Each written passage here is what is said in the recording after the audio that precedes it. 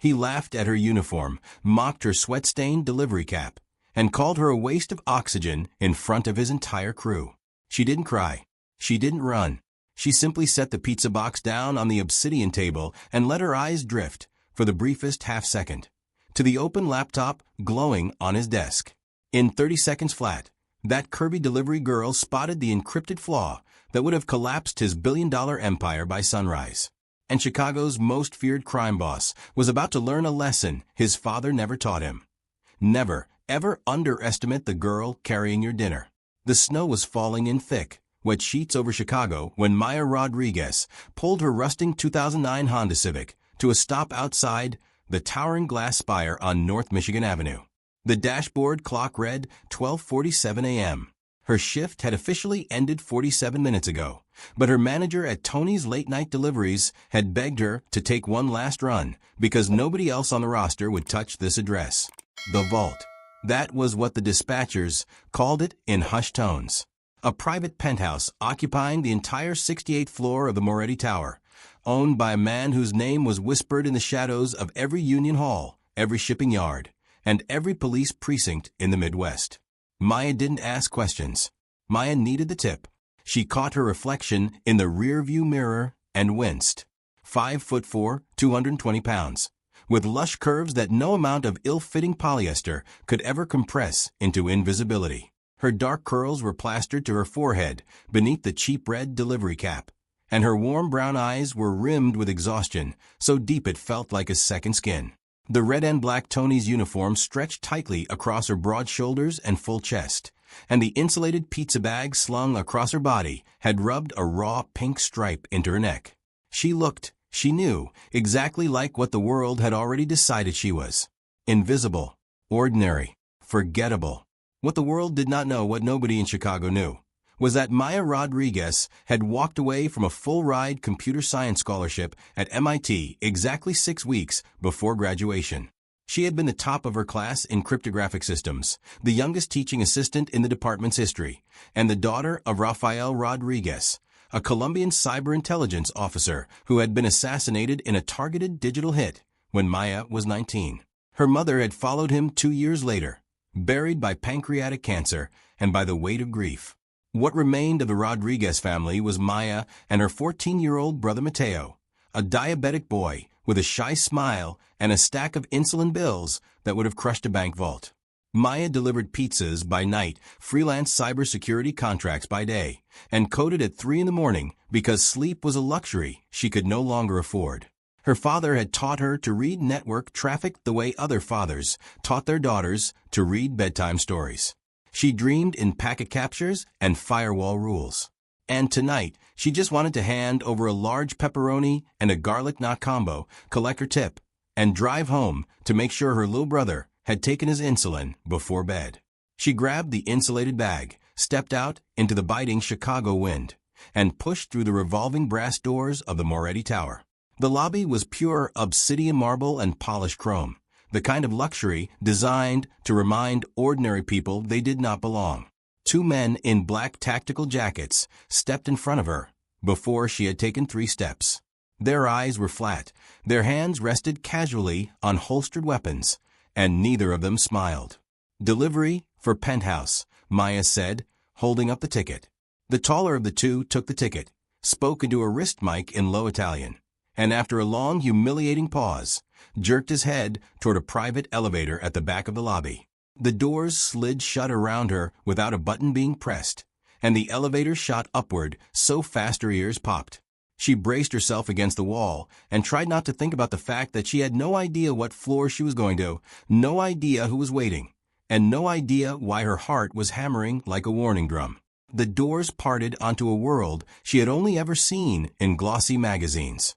The penthouse was a sprawling architectural cathedral of glass and steel, the entire southern wall a single unbroken window overlooking Lake Michigan, which glittered black and endless beneath the falling snow. The air smelled of espresso, gun oil, aged leather, and something darker underneath, something that Maya's father had once called the smell of men who make their money in the dark. Low, mournful jazz drifted from hidden speakers. A massive obsidian conference table dominated the room, and around it sat 5 men in bespoke suits, drinking bourbon from crystal tumblers and speaking in a rapid mixture of English and Italian. Every single one of them stopped talking the moment Maya stepped out of the elevator.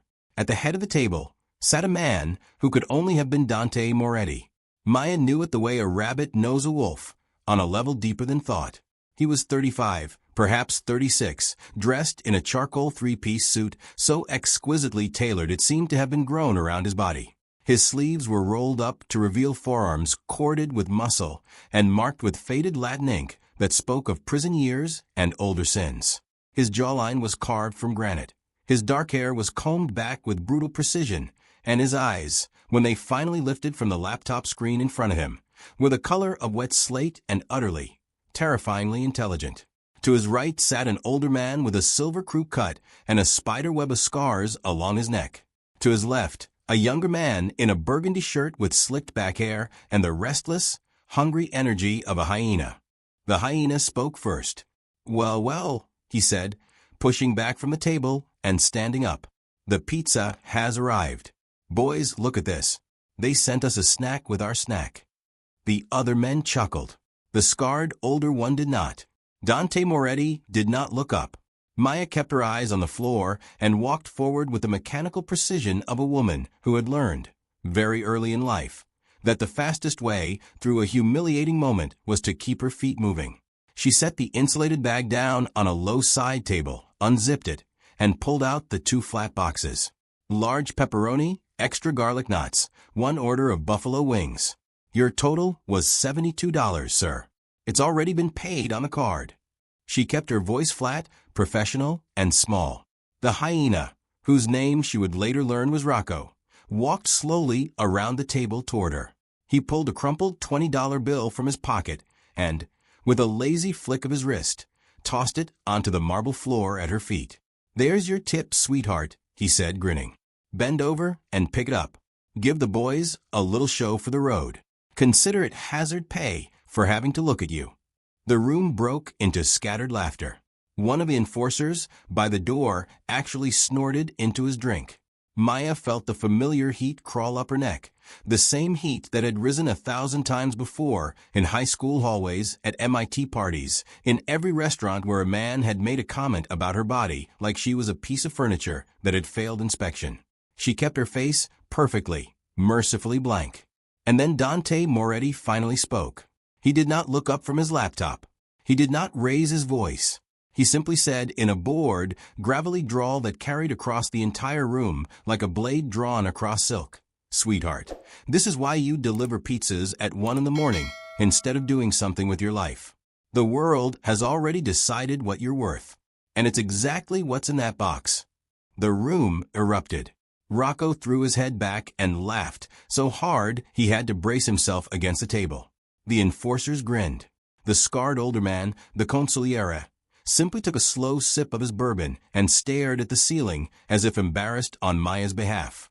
Maya bent down slowly to pick up the crumpled $20 bill. Her hands were trembling. Her eyes burned.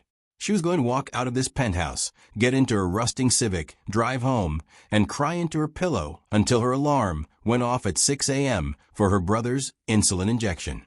She was going to survive this the way she had survived every other cruel moment in her 26 years on this earth. She reached for the bill, and then her eyes flicked, purely by accident, to the laptop screen glowing on the low table 3 feet from Dante Moretti's elbow. She stopped breathing. On the screen was an open terminal window displaying what appeared to be a VPN connection dashboard. To anyone else in the room, it would have looked like a perfectly ordinary secure session. But Maya's brain, the brain her father had trained since she was 7 years old, had already registered 3 things simultaneously. The handshake signature blinking in the lower corner every 14 seconds was not a firewall confirmation. It was a mirrored session token. The encryption suite listed was AES 256, but the actual packet flow indicated a downgrade to a compromised cipher. And most damning of all, the origin IP for the mirrored session traced through a proxy pattern she had seen exactly once before in her life, in a case file her father had shown her 3 weeks before he was killed. It was a signature, a calling card. The digital fingerprint of a Serbian cyber mercenary the Colombian intelligence services had spent 4 years trying to catch. Vuk Petrovic. Maya slowly straightened up, the crumpled 20 forgotten in her hand. She turned to face the head of the table, and something in her posture must have shifted, because Rocco's laughter died in his throat. She looked directly at Dante Moretti for the first time, and when she spoke, her voice was no longer small. Your VPN is compromised. The room went absolutely still. Dante's fingers, which had been idly scrolling through the trackpad, froze in place. He slowly lifted his head, his slate-gray eyes locked onto hers, and for the first time all evening, he actually looked at her. Not through her, at her. Say that again, Dante said quietly. Maya took a breath. She was aware, in some distant corner of her mind, that she was about to either save her life or end it, and she had approximately 3 seconds to decide which. She chose that handshake token in the bottom left corner of your terminal, the one blinking every 14 seconds. That's not your firewall confirming your session. That's a mirrored session token. Someone has been running a parallel connection through your encrypted tunnel for at least the last 6 weeks. Your cipher suite is being downgraded on the fly, which means whoever is watching you has full plaintext visibility into every shipment manifest, every account transfer, and every message you've sent. The leak isn't a person in your organization. It's your network hardware, and the signature of the intruder matches a Serbian operator called Vuk Petrovic. The silence that followed was so complete that Maya could hear the wet, muffled sound of snow hitting the glass wall behind her. Rocco's mouth was hanging open. The scarred consigliere had slowly set down his bourbon and was now staring at Maya as if she had just materialized out of thin air. One of the enforcers by the door had actually reached for his weapon, then hesitated, unsure whether the threat in the room was the delivery girl or the invisible one she had just named. Dante Moretti did not move for a full 10 seconds. Then he closed his laptop with a soft, precise click, stood up slowly, and buttoned his charcoal jacket with the calm, deliberate motion of a man who had just heard the first note of a song he had been trying to identify for months. He walked around the table. His polished Italian leather shoes made no sound on the marble floor. He stopped exactly 3 feet in front of Maya, close enough that she could smell the sandalwood and bergamot of his cologne, close enough that she could see the tiny scar that cut through his left eyebrow. A pizza girl, Dante said softly, tilting his head, does not talk like that. Who are you really? Maya lifted her chin. Her heart was hammering, so violently she was certain he could hear it. But she was tired. She was tired of being invisible, tired of being mocked, tired of picking $20 bills off of marble floors, while men in expensive suits laughed at her body. Something inside her, something that had been buried under 3 years of grief and debt and delivery routes, cracked open and stood up. I'm the girl, she said, meeting his eyes without flinching, that you just told wasn't worth the box in her hands. So you tell me, Mr. Moretti, do you want your empire saved? Or do you want to keep insulting your dinner? Rocco made a strangled sound and took a step forward, his hand dropping to his hip. Dante lifted one finger without breaking eye contact with Maya. Rocco froze. Nobody in that room, Maya realized, moved without Dante Moretti's permission. And Dante Moretti was looking at her, right now, the way a man looks at a locked door he has just realized contains the answer to every question he has ever asked. A slow, dangerous smile touched the corner of his mouth.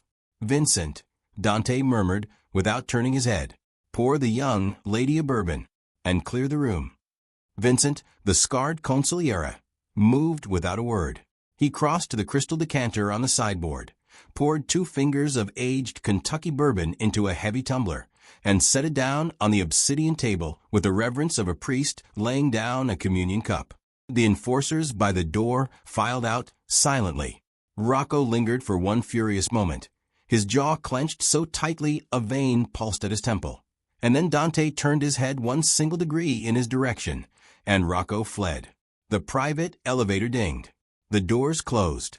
The penthouse fell into a hush broken only by the low jazz and the whisper of snow against the glass. Dante gestured toward the leather chair at his right hand, the chair Rocco had just been sitting in. Sit, miss, he said. Maya stayed standing. He noted it with the faintest lift of his eyebrow. Prove it, then. Show me exactly what you claim to see. If you are wrong, you will walk out of here tonight with your tip and my apology. If you are right, we are going to have a very different conversation. Maya set her insulated bag down on the floor beside the desk, pulled off her red delivery cap, and shook out her dark curls for the first time in 12 hours. She sat down in the leather chair, cracked her knuckles the way her father had taught her, and pulled the laptop toward her. I'll need root access, she said without looking up.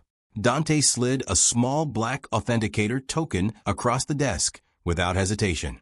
Vincent made a strangled noise of protest. Dante silenced him with a glance. What followed was the longest 6 minutes of Dante Moretti's adult life. Maya's fingers flew across the keyboard with the fluid, unconscious precision of a concert pianist.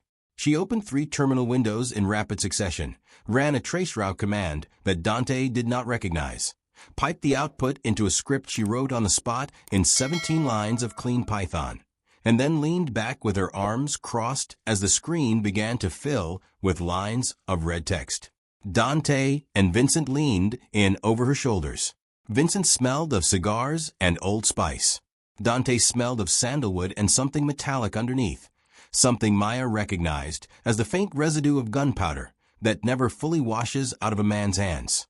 The red text resolved into a map, a single blinking that appeared over an industrial warehouse in Belgrade, Serbia. Below it, a string of metadata scrolled past, ending in a name signed into the code like a signature at the bottom of a painting. Vuk_Petrovic. Vincent whispered a prayer in Italian and crossed himself. He has been mirroring your sessions for 43 days, Maya said quietly. Your compromised device is not a phone and not a laptop. It's a networked printer in what looks like a shipping office on the west side. Model number Xerox, Work Center 6515. Consumer-grade firmware, never patched. Sitting on the same subnet as your primary servers. Whoever set up your network 6 years ago left that printer with default admin credentials. Petrovic found it, opened a reverse tunnel through it, and has been walking through your infrastructure ever since. If you had gone through with whatever shipment you were planning for tomorrow morning, he would have handed the route, the tonnage, and the buyer list to your competitors before sunrise. Best estimate, you would have lost somewhere north of $200 million and every enforcer you sent to the docks. Dante Moretti did not speak for a very long time. He straightened up slowly. He walked to the glass wall overlooking Lake Michigan, laced his hands behind his back, and stared out into the falling snow. Vincent looked at Maya with an expression of complete, undisguised astonishment, then poured himself a second, larger bourbon and drank half of it in a single swallow. Maya sat very still in the leather chair. She had just delivered the most important report of her life to a man who could have her killed with a phone call, and she suddenly, powerfully, needed to use the bathroom. Miss Rodriguez, Dante said, without turning from the window. His voice was very quiet. How did a girl who delivers pizzas in a rusting Honda Civic learn to read a Serbian cyber mercenary signature at a glance? Maya's throat closed. She had not told him her name. He had read it from the delivery ticket, of course, or from a background check that had been run the instant she stepped into the lobby. Of course. Everything about this man was precise. Everything was known. She swallowed hard. And then, because she was too exhausted to lie, and because something in the quiet of his voice told her he already knew most of the answer, she told him the truth.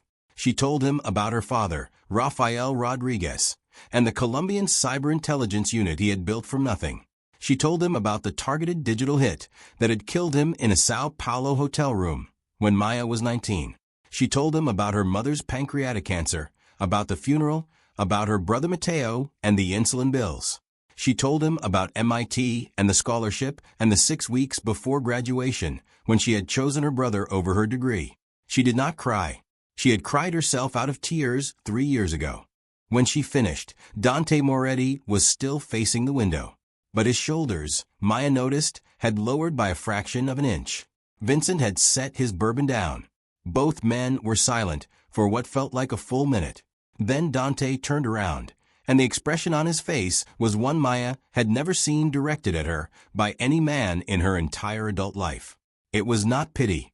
It was not desire. It was recognition. He was looking at her the way one dangerous, competent person looks at another dangerous, competent person and understands, in a single glance, that they have finally found their equal in the room. He walked to a section of the wall paneling that looked identical to every other section, pressed his palm against a hidden biometric reader, and a panel slid back to reveal a wall safe. He entered a code. The safe opened. He counted out 5 thick bundles of $100 bills, each one banded in crisp paper marked with the seal of a private Swiss bank. $50,000. He set the money down on the obsidian desk in front of Maya, without ceremony. "That is what tonight was worth to me," Dante said. "It is yours regardless of what you decide next. No strings. If you take it and walk out of that elevator and I never see you again, you will still leave here a wealthier woman than you arrived." Maya stared at the money. $50,000.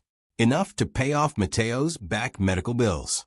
Enough to cover a year of rent. Enough to breathe for the first time in 3 years. Her hands trembled in her lap. She did not reach for the bundles. "But," Dante continued, and now his voice dropped into that low, gravelly register that seemed to slide beneath her skin and vibrate against her spine, "I would like to make you a second offer. Come work for me. Head of Digital Security for the Moretti Organization. $30,000 a week, paid in advance every Monday morning. Full medical coverage for you and your brother at Northwestern Memorial, with a private endocrinologist on retainer for Mateo. Private tutors to prepare him for whatever prep school in this city you choose. A 3-bedroom apartment in Streeterville with a view of the lake, fully furnished. In your name, mortgage paid in full within 12 months of your signature. Your brother's insulin for life is guaranteed by me personally. And every debt currently attached to the Rodriguez name in the state of Illinois will be cleared by end of business tomorrow." Maya's ears were ringing. She could not speak. "You are a criminal," she finally managed to whisper. "I am a businessman," Dante corrected gently, "with enemies. Some of my business is legal. Some of it is not. I will not lie to you about which is which, and I will not ask you to touch anything you are not willing to touch. Your job will be to protect this family from the Petroviches of the world, to find the leaks before they bleed us, to be the wall between us and the shadows. Nothing more. You will never carry a weapon, you will never move product, and you will never be asked to hurt anyone. You will build me a fortress out of code, Miss Rodriguez. And in exchange, you and your brother will never be afraid of another bill for as long as I am alive." Vincent, who had been silent this entire time, finally spoke. His voice was soft and gravelly. "Take the offer, sweetheart. In 40 years, I have never seen him make it to anyone. He is not going to make it twice." Dante did not confirm or deny the statement. He simply reached into the inside pocket of his charcoal jacket, pulled out a matte black business card, and pressed it into Maya's palm. She turned it over. On the back, handwritten in silver ink in a sharp, elegant hand, were 7 words. "For the girl who was worth more." Maya took the money. She took the card. She did not, that night, take the job. She stood up, gathered her cheap red delivery cap, pulled her insulated bag over her shoulder, and walked to the elevator on legs that did not entirely belong to her. Dante Moretti walked her to the doors. Just before they closed, he leaned in, close enough that his sandalwood cologne surrounded her, and murmured, "Take 3 days, Miss Rodriguez. Talk to your brother. When you decide, call the number on the card. I will answer, no matter the hour." The doors slid shut. She rode down 68 floors in complete silence, walked out into the falling snow, sat down in her rusting Civic, and cried for the first time in 3 years. She was still crying when she called the number 49 hours later and said one word, "Yes." The first thing Maya did in her new office on the 60th floor of the Moretti Tower was fire the security contractor who had installed the compromised printer 6 years earlier. The second thing she did was rebuild the Moretti organization's entire network architecture from scratch. She did it in 11 days. On the 12th day, Rocco tried to sabotage her. He fabricated a breach report, planted forged logs on the shared drive, and walked into the Monday morning briefing prepared to humiliate the fat pizza girl in front of the entire family council. Maya had caught the sabotage in 9 minutes and traced it back to Rocco's personal laptop in 11. She let him talk for a full 4 minutes before she calmly pulled up her screen, displayed the metadata of his forged logs, and demonstrated in real time exactly how and when he had planted them. Dante's face went the color of the winter sky. Vincent shook his head in slow, disgusted disappointment. That afternoon, Rocco was stripped of his rank in front of the entire inner circle, demoted to running errands at the shipping yard in Cicero, and required to deliver Maya's morning espresso to her office every day for 1 year. He did it too. She never once looked at him when he set the cup down. 3 weeks later, Maya walked into her office wearing a deep burgundy blazer that had been custom-tailored to her curves, a charcoal silk blouse, and Italian leather boots that made no sound on the marble. Her curls were loose. Her chin was high. She caught her reflection in the mirrored elevator on her way up, and, for the first time since her father died, she did not look away. That afternoon, Dante presented her plan for the counterstrike against the Serbian syndicate to the family council. Maya sat at his right hand, not behind him, beside him. She walked the room through a coordinated 12-hour digital operation, a synchronized freeze of the Petrovich network's offshore accounts, a targeted leak of their smuggling routes to 3 separate Interpol field offices, and a complete shutdown of their logistics infrastructure across 4 European ports. When she finished, Vincent raised his bourbon glass and said, in his gravelly voice, "She fights with keyboards the way we used to fight with fists. God help our enemies." The entire council raised their glasses. Rocco, standing in the corner with a coffee tray, raised nothing. That night, Dante found her on the penthouse balcony. Snow was falling again, the way it had fallen the night she first walked into his life. She was wrapped in one of his old wool overcoats that he had draped around her shoulders without asking, and she was watching the lights of the city glitter beneath her. He came to stand beside her at the railing. For a long time, neither of them spoke.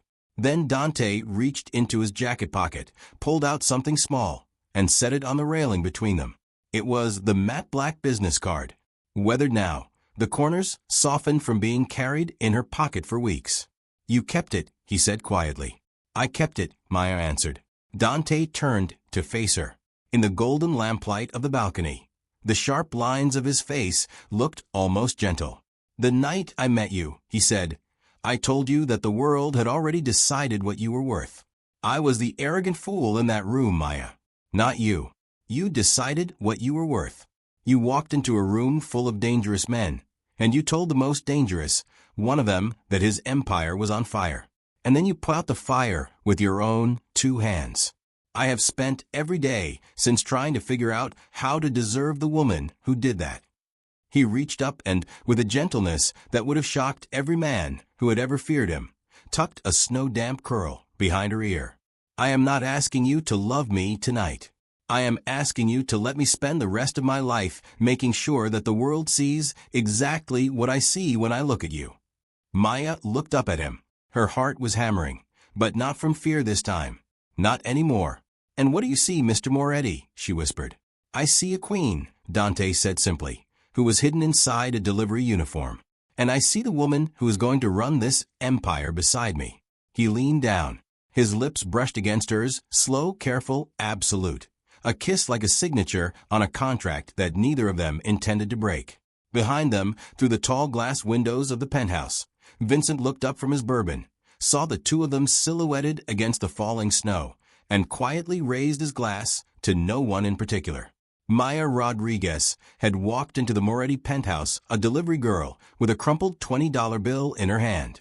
She would walk out of it, one day soon, as the woman who ran half of Chicago from behind an encrypted keyboard.